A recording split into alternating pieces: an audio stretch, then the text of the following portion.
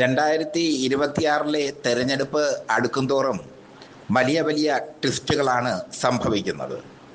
പാർട്ടികൾ അന്യോന്യം കൂടുമാറി കൂടുതേടുന്ന അവസ്ഥ. RSP LDFിലേക്ക് പോകാൻ പായും തലയണിയും എടുത്ത് നിൽക്കുന്നു. ഈ സാഹചര്യത്തിൽ മറ്റൊരൽപ്പം കൂടി UDFിലേക്ക് പോകാൻ നിൽക്കുന്നു. അത് മറ്റാരുമല്ല, നമ്മുടെ മാതൃഭൂമിയുടെ എല്ലാമായ MB ശ്രേയാംസ് കുമാർ. MB ശ്രേയാംസ് കുമാറിന് ഇടതുമുന്നണിയിൽ വലിയ പരിഗണനയൊന്നും ലഭിക്കുന്നില്ല. ഇടതുമുന്നണിക്ക് മാതൃഭൂമി പത്രം കൊണ്ട് വലിയ ഗുണമൊന്നും ലഭിക്കുന്നുമില്ല. മാതൃഭൂമിയിൽ വരുന്നതെല്ലാം ഇടതുവിരുദ്ധ വാർത്തകളാണ്. കോൺഗ്രസിന് ഒരു മുഖപത്രമുണ്ട്, വീക്ഷണം.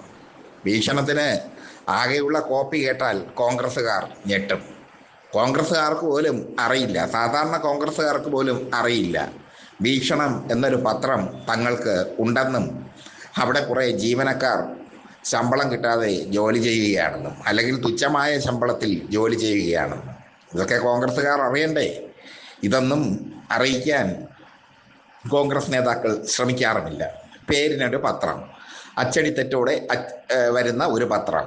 വീക്ഷണം എന്ന് വായിച്ചു നോക്കിയാൽ അത്രയും അക്ഷരത്തെറ്റാണ്. പ്രൂഫ് റീഡിംഗ് എന്ന് പറഞ്ഞ സംഭവമില്ല, എഡിറ്റിംഗ് എന്ന് പറഞ്ഞൊരു സംഭവമില്ല, റിപ്പോർട്ടിംഗ് എന്ന് പറയുന്ന ഒരു സംഭവമില്ല. എല്ലാം കൂടെ വാരി കൊഴിച്ച് കുഴച്ചൊക്കെ പരുവാക്കി ഒരു പത്രം ഇറക്കുന്നു PRD പരസ്യത്തിന് വേണ്ടി.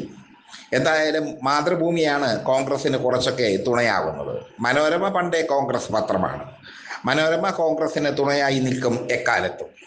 എന്തായാലും മാതൃഭൂമി പത്രം കൊണ്ട് CPMനോ LDFനോ വലിയ ഗുണമൊന്നുമില്ല.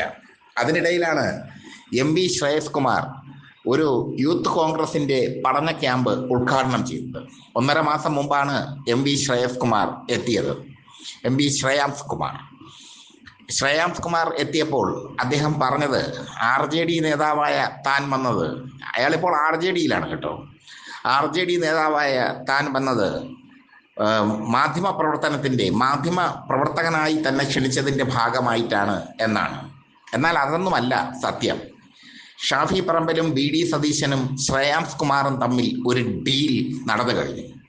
ആ ഡീൽ അനുസരിച്ചാണെങ്കിൽ ഇപ്പോൾ T സിദ്ദീഖ് പ്രതിനിധാനം ചെയ്യുന്ന കൽപ്പറ്റയിൽ ശ്രേയാംസ് കുമാർ മത്സരിക്കും. T സിദ്ദീഖിനെ കോഴിക്കോട്ടെ ഏതെങ്കിലും സീറ്റിൽ കൊണ്ടുപോയി കുരുതി കൊടുക്കും.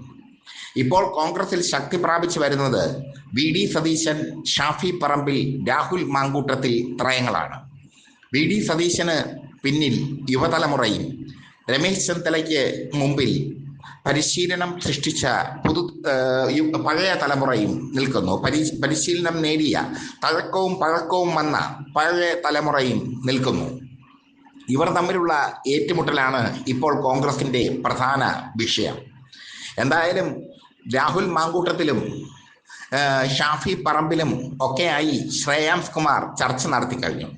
ശ്രേയാംസ് കുമാറിന് കൽപ്പറ്റയിലല്ലാതെ വേറെ ഒരിടത്തും മത്സരിച്ച് ജയിക്കാൻ പറ്റില്ല.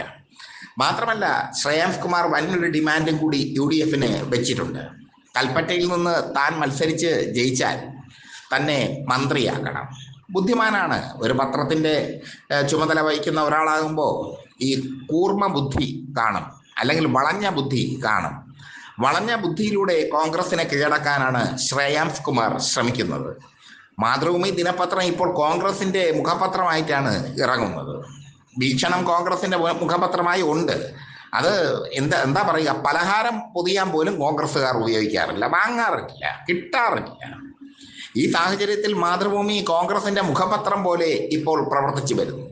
ശ്രേയാംസ് കുമാർ CPMന് വലിയ ഗുണമൊന്നും ചെയ്യുന്നില്ല. അതുകൊണ്ട് ശ്രേയാംസ് കുമാർ പോയാലും CPMന് അല്ലെങ്കിൽ LDFന് ഒരു ചുക്കും ചുണ്ണാമ്പും സംഭവിക്കില്ല. ഒരു മുതലാളി പോയി, അത്ര തന്നെ. LDF അതിനെ അതേ കണക്ക് എടുത്ത് കളയുകയും ചെയ്യും. മാത്രമല്ല, കൽപ്പറ്റ LDFന് പിടിച്ചെടുക്കാൻ പറ്റാത്ത മണ്ഡലമൊന്നുമല്ല. ശ്രേയാംസ് കുമാർ പോയാൽ ശക്തനായ ഒരു സ്ഥാനാർത്ഥിയെ തന്നെ കൽപ്പറ്റയിൽ CPM നിർത്തും എന്നുള്ളതും ഉറപ്പാണ്. അവിടെ പിടിച്ചെടുക്കാൻ, വയനാട് കൽപ്പറ്റ പിടിച്ചെടുക്കാൻ CPM തന്ത്രങ്ങൾ മെനയും. CPMന് കൽപ്പറ്റ കിട്ടാനുള്ള സാധ്യതയുമുണ്ട്. കാരണം ശ്രേയാംസ് കുമാർ ജനകീയനല്ല. അദ്ദേഹത്തിന്റെ പിതാവ് വീരേന്ദ്രകുമാർ ജനകീയനായിരുന്നു. പക്ഷേ ശ്രേയാംസ് കുമാർ ജനകീയനല്ല. അവിടെയാണ് പ്രോബ്ലം വരുന്നത്. ശ്രേയാംസ് കുമാർ ഒട്ടും ജനകീയനല്ല. ജനങ്ങളുടെ ഇടയിലിറങ്ങി പ്രവർത്തിക്കാനൊക്കെ അദ്ദേഹത്തിന് മടിയാണ്. ജനങ്ങളുടെ ഇടയിൽ ഇറങ്ങിയാൽ പൊള്ളും ശ്രേയാംസ് കുമാറിന്. മാതൃഭൂമിയിലിരുന്ന് അവിടുത്തെ ജീവനക്കാരെ ഭരിച്ചുകൊണ്ട് അങ്ങനെ രാജാവിനെ പോലെ ഇരിക്കാം. പക്ഷേ ജനങ്ങളുടെ ഇടയിലേക്ക് രാജാവാകാൻ പറ്റില്ല. എന്തായാലും BD സതീശൻ, ഷാഫി പറമ്പിൽ, രാഹുൽ മാങ്കൂട്ടത്തിൽ ടീം ശ്രേയാംസ് കുമാറിനെ UDFിലേക്ക് ക്ഷണിച്ചിരിക്കുന്നു എന്ന വാർത്തയാണ് എക്സ്ക്ലൂസീവായി പൊളിറ്റിക്സ് കേരള പുറത്ത് വിടുന്നത്. സിദ്ദീഖിന് കോഴിക്കോട് എവിടെയെങ്കിലും ഒരു മണ്ഡലം കൊടുക്കും, അവിടെ കൊണ്ട് അയാളെ ബലിയാടാക്കി മാറ്റുകയും ചെയ്യും. ഉമ്മൻചാണ്ടിയുടെ മാനസപുത്രനായിരുന്നു സിദ്ദീഖ്, നല്ല നേതാവാണ് സിദ്ദീഖ്. പക്ഷേ സിദ്ദീഖിനെ സംബന്ധിച്ചിടത്തോളം ഇനി വലിയ രാഷ്ട്രീയ ഭാവി കാണില്ല. കാരണം BD സതീശൻ്റെയും രാഹുൽ മാങ്കൂട്ടത്തിൻ്റെയും ഷാഫി പറമ്പിലിൻ്റെയും ഹിറ്റ് ലിസ്റ്റിൽപ്പെട്ട ആളാണ് സിദ്ദീഖ്. പറഞ്ഞു വരുന്നത് ശ്രേയാംസ് കുമാറിൻ്റെ മുന്നണി മാറ്റമാണ്. തദ്ദേശ സ്വയംഭരണ തെരഞ്ഞെടുപ്പോട് അനുബന്ധിച്ച് RJD, ശ്രേയാംസ് കുമാറിൻ്റെ RJD UDFിലേക്ക് ചേക്കേറും എന്ന വാർത്ത സജീവമാകുന്നു. അത് സംഭവിക്കും എന്നുള്ളത് ഉറപ്പ്.